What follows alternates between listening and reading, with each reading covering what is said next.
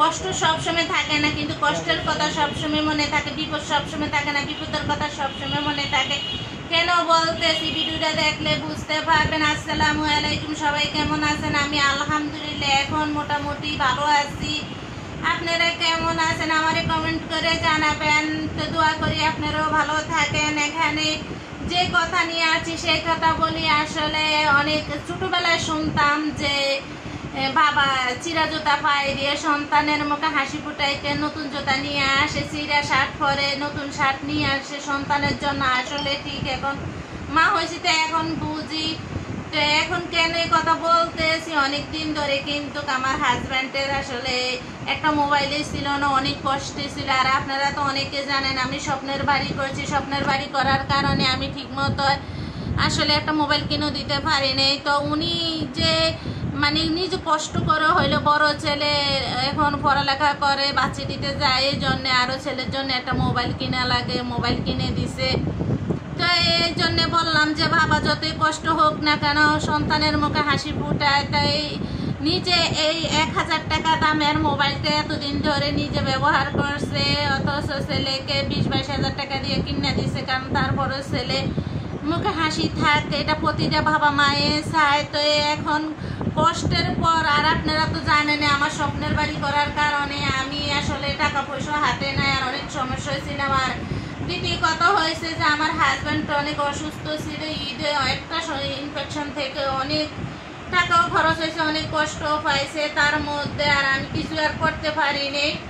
তো যাই হোক, যত কষ্ট হোক না কেন এখন ভাবছি যে ওনার জন্য একটা মোবাইল কিনি। এমন না যে আমার ছেলেরা বিদেশ যাইব মোবাইল নিয়ে আসবো, তো ভাবলাম যে দেশে যদি কিছু করে ছেলেরা কিনে দিতে পারে, এতে আমি আলহামদুলিল্লাহ। এত ছোট ছেলে একটু যাই, একটু টুকিটাকি কাজ করে, ওর কাছে কিছু টাকা আছে, ও বললো যে ঠিক আছে ওর আব্বুর জন্য একটা মোবাইল কিনবে। তো ভাবলাম যে ঠিক আছে একটা মোবাইল কিনে নেই, কারণ যখন একটা বাবা পারে সন্তানের মুখে হাসি ফুটাইতে, তাহলে একটা সন্তানও পারবে একটা বাবার মুখে হাসি ফুটাইতে। তো এটা শুনে আসলে আমি খুবই খুশি হইলাম। তো এই মোবাইলটা আসলে এখন কয় না একবেলা ভাত না খাইয়া থাকা যায়, এরকম মোবাইল লইয়া থাকা যায় না, এমন হয়েছে এখনকার অবস্থা। তো যতই কষ্ট হোক আপনারা ভিডিওটা দেখলে বুঝতে পারবেন। তারপরে উনি আসার পরে একদিন ছোট ছেলে বলতে আসছে যে মোবাইল কিনতে, পরে ছোট ছেলে বড় ছেলে 2 ছেলেকে নিয়ে আমরা দুজনে চলে গেলাম স্বামী স্ত্রী, যে সন্তানদেরকে নিয়ে যে মোবাইল কিনে দিব। তো এই মোবাইল কেনার উদ্দেশ্যে তালতলা চলে গেলাম, কয়েকটা দোকান দেখার পরে ঘুরে যাই হোক পছন্দ করছে। আসলে যেগুলো আবার বেশি পছন্দ করে এগুলো বেশি দাম। তো সামর্থ্যের মধ্যে যে দুটো পারছি 2টা মোবাইল কিনলাম। ছোট ছেলেরও মোবাইল ছিল না, কারণ মোবাইল ছাড়া তো আর চলা যায় না।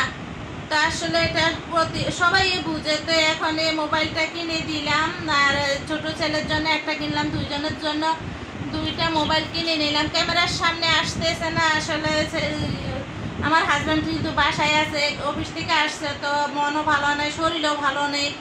তো আসছে, ফ্রেশ হয়েছে, খাওয়া দাওয়া করছে, এখন ভাবলাম আমি আপনাদের সাথে শেয়ার করি। তো 2টা মোবাইল কিনলাম। বলেন তো কি কি মোবাইল কিনলাম কমেন্ট করে জানাবেন। তো আজকে আমি অনেক খুশি আলহামদুলিল্লাহ আলহামদুলিল্লাহ। ছেলেরা যে মানে পছন্দ করে মোবাইলতে, আমি অনেক খুশি। আজকে 2টা মোবাইল কিনা হয়েছে, এটা হয়েছে আমার হাজব্যান্ডের, আর এটা হয়েছে ছোট ছেলের। তো আমার থেকে খুবই ভালো লাগছে। আসলে পরিবারের মধ্যে সবাই যদি হাসি খুশি থাকে তাহলে ভালো লাগে না। এই মোবাইল নিয়ে কি চলা যায় আপনারা কমেন্টে জানাবেন। বলে তাইলে মোবাইল কিনেন নেই, বাড়ির কাজ করতে পারছেন, একটা মোবাইল কত টাকায় হয়তো। আসলে পুরুষ মানুষ তো মনে করে যে 10 টাকা নষ্ট না করে ঘরের মধ্যে কাজে লাগায়। আর দ্বিতীয় কত হয়েছে ঢাকা থাকি, সংসারে অনেক খরচ, সব দিক মানে কুলাই আসতে পারতেছি না, কিনে দিতে পারতেছি না। তো এমন আসলে কোনো রকমে হইতেছে না। যাই হোক, এখন যত দুঃখ কষ্ট সব বুঝলে এটা কিনে দিছি, এতে ভালো লাগছে। আসলে অনেক কষ্ট ছিল এতদিন যে আমি ওনাকে একটা মোবাইল কিনে দিতে পারি না। আমার মোবাইলটাও ভালো, কারণ আমি যাতে ব্লগ করি ভিডিও করি, তা আমার মোবাইলটা আমার ছোট ছেলে কিনে দিছে। এতে আসলে এই কথাটা আসলে কখনো বলি নেই।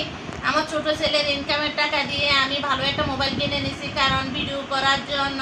আলহামদুলিল্লাহ আমার ভিডিও ভালো চলতেছে। আপনারা যদি পাশে থাকেন তাহলে আমি এগিয়ে যেতে পারবো। আর সবাই আসলে আমাকে সাপোর্ট করবেন, আমার পরিবারকে সাপোর্ট করবেন, তাহলে আমি এগিয়ে যেতে পারবো। আর এই মোবাইলগুলো কেমন হয়েছে সবাই কমেন্ট করে জানাবেন, এইটা কেমন হলো কমেন্ট করে জানাবেন। কারণ আজকে হাসি ফুটাইতে পারছি হাজব্যান্ডের মুখে, সন্তানদের মুখে। আসলে একটা কথা আছে না, সন্তান হইলে এমন সন্তানে হওয়া উচিত যে সন্তান বাবা মায়ের কষ্ট বুঝে। তা আমার দুইটা ছেলে খুবই ভালো, বাবা মায়ের কথাও শুনে বুঝে চলে। আলহামদুলিল্লাহ আলহামদুলিল্লাহ। আল্লাহ তাআলা যেন আমার ছেলে করে এমন রাখে, আমি এইটে দোয়া করি। আল্লাহ যেন তাদেরকে সুখে রাখে, নেক হায়াত দান করে, সুস্থ রাখে। এটা আপনারাও দোয়া করেন আর আপনাদেরকেও দোয়া করে আল্লাহ যেন আপনাদেরকেও ভালো রাখে। তো এগুলো আসলে মোবাইলগুলো কিনছি আজকে আমি খুবই আনন্দিত। আজকে যখন তালতলা মার্কেট গিয়ে প্রতিটা মোবাইল দেখে এর চেয়ে ভালো দামি মোবাইল দেখছে, দেখলে কি হইব। তারপরও উনি বুঝছে যে আসলে যেটুকু সমর্থ আছে এতটুকুর মধ্যে কিনি। তো যাই হোক আলহামদুলিল্লাহ, ছোট ছেলে বড় ছেলে দুইজনে মিলে গ্যাসে কিনে দিছে, এতে আমি খুশি।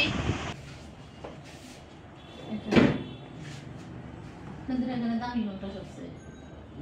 এটা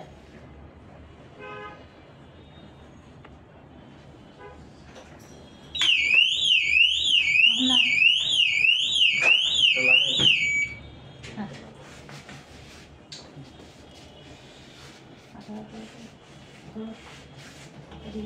ভাই আমাদের ব্লগ চ্যানেলটা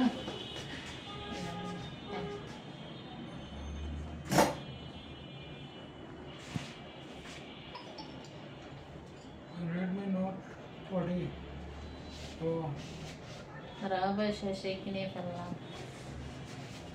এটা সেটিং হয়েছে না? আবার ছিল দেখা সাথে আবার ছিল দেখা পরে হয়েছে।